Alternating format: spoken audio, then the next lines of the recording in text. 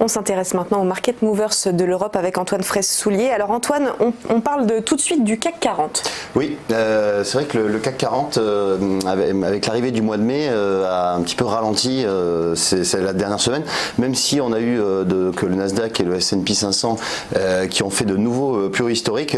Paris a peu profité de cet élan.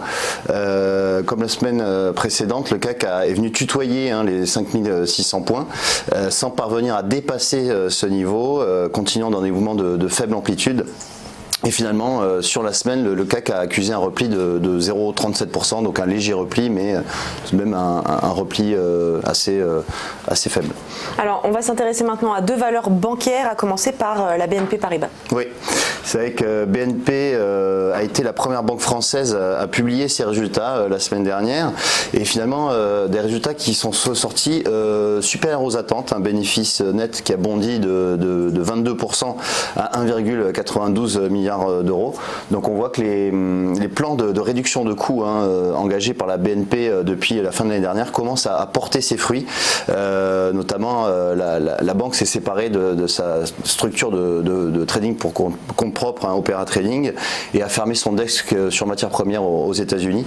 Et donc là on voit que le cours a profité de ces résultats pour une performance sur la semaine de plus de 3%.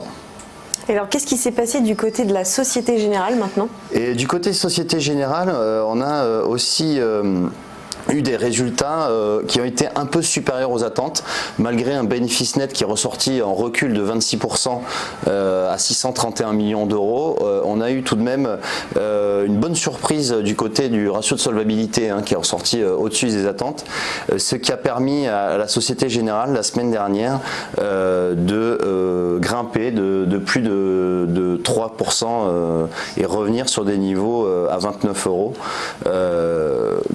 Voilà, donc on a un titre qui est tout de même bien orienté depuis le début de l'année, puisque le titre progresse plus de 15%.